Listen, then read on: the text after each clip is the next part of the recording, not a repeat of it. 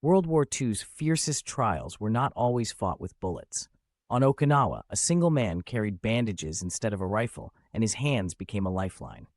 Desmond Doss, devout, stubborn, and unarmed, would help turn the tide on one of the island's most brutal battles. Before the battlefield, Doss lived by conviction. He was a conscientious objector, religious, disciplined, and deeply convinced that taking a human life was wrong. While others argued over orders, he listened to his faith, praying for strength and refusing to become the weapon he feared. When the draft demands metal and muscle, he answers with refusal.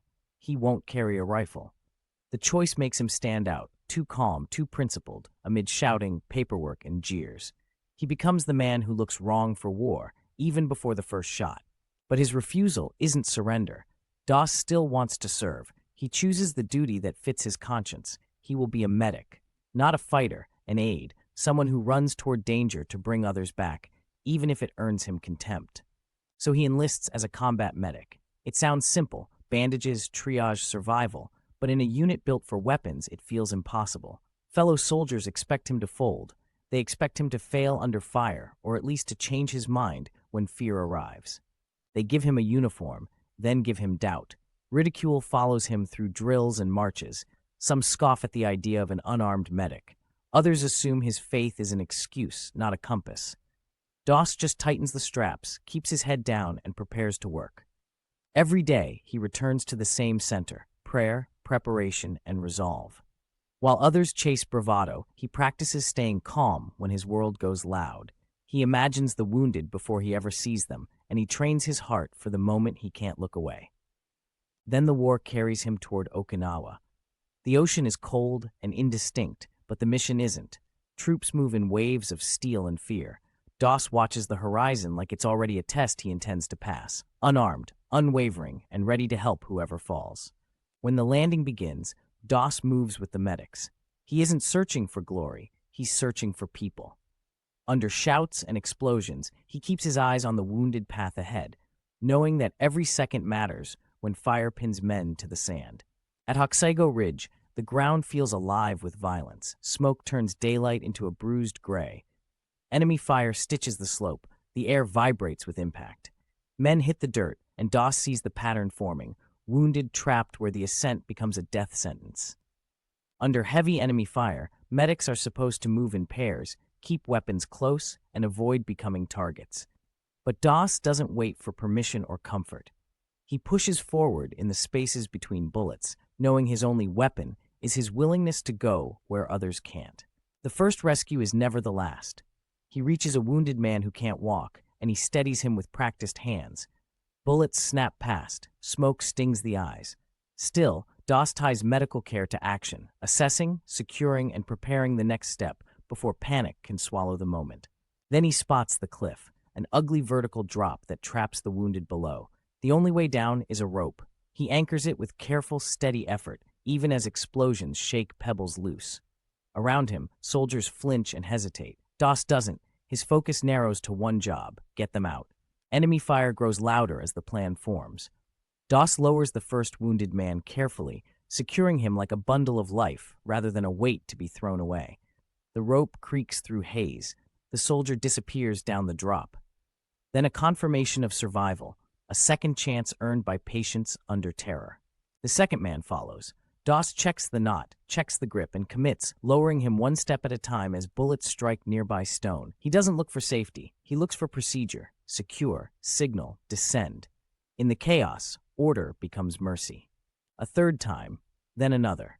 Each descent is a separate decision made under the same merciless conditions. Doss keeps his eyes on the rope line, listening for the moment it settles. The cliff stops being a barrier and becomes a path of rescue carved out by repeated, disciplined courage. He doesn't stop to count the dead, only the living he can still reach. While other men struggle to stay upright, Doss works the system he built in fear: rope, harness, careful lowering. He pulls them down one by one, turning the cliff into a corridor from slaughter to survival. In the middle of it all, the physical details become his armor. He measures tension in the rope, checks the angle, and keeps the wounded secured so they don't fall farther than fate allows. His hands don't shake. He moves with the calm of someone who has already decided what he will be, even here. Then the fire surges. The ridge shakes with impact, and the air fills with grit. Soldiers freeze behind cover, some trying to convince themselves they can't move. Doss makes his own answer: keep rescuing. He continues lowering wounded men into the haze, refusing to trade conscience for cowardice. Through smoke and panic, his task multiplies. More names replace the last, more forms of suffering crowd his attention. The rescue rhythm stays the same: secure, lower, check, repeat. The cliff grows crowded with survival descending in slow, impossible increments, each one proof that his unarmed choice was never weakness. When the moment stretches, even the watchers change. Their eyes follow the rope, and their disbelief breaks into admiration. Doss doesn't celebrate, he only resets. He adjusts his grip and finds the next man who needs him, as if the battlefield has become a clinic carved into rock. Hours pass, and the number of rescued men rises. Doss never reaches for a rifle. In a world that expects the medic to hide behind gunfire, he moves with nothing but discipline, rope, and care.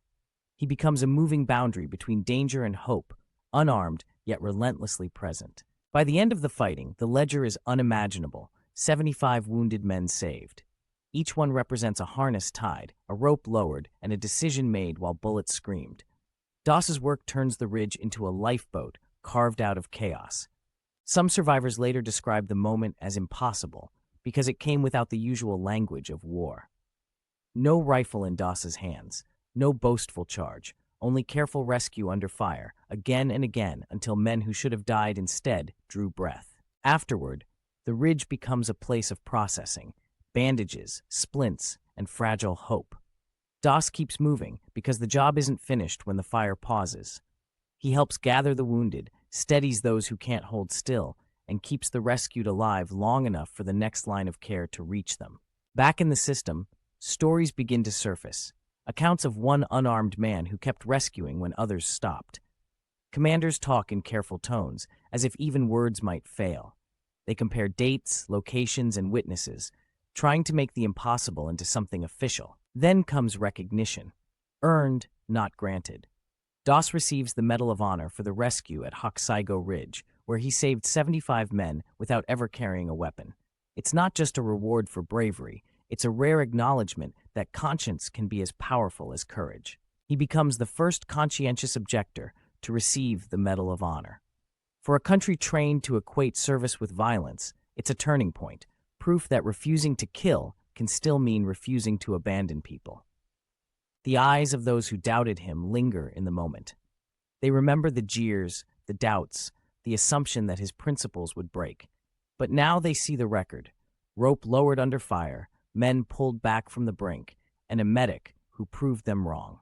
After the medals and the photographs, life returns in slower motion. Doss doesn't turn the story into a brand. He carries the same calm: duty first, pride last. The ridge becomes a chapter he closes, even as its lessons stay open for everyone watching. His courage doesn't fade with the war. It shows up in everyday choices: how he treats people, how he keeps his promises, how he stays steady when the world demands easier answers. The same man who refused the rifle learns a different kind of strength: the strength to keep caring. Generations later, the story still challenges easy definitions of heroism. Doss doesn't win by becoming like the enemy. He wins by staying himself, by choosing care, refusing to pick up the weapon others assumed he needed, and proving that mercy can be strategic in the darkest terrain. At Hacksaw Ridge, the cliff became a passage because one medic refused to abandon men falling out of reach. 75 times, he lowered hope down a vertical wall. That is what his conscience did: turn refusal into rescue and conviction into action. Desmond Doss showed that bravery isn't only the willingness to fight, it's the willingness to protect, even when your hands are empty of weapons.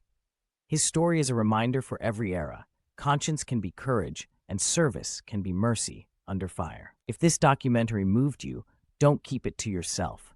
Subscribe to our channel for more cinematic history, and share Desmond Doss's story with a friend who needs a reminder that courage can be conscience. And drop a comment: what part of Hacksaw Ridge stays with you? The rope rescues, the refusal of the rifle, or the quiet faith that kept him moving? Subscribe, share, and join us for the next story.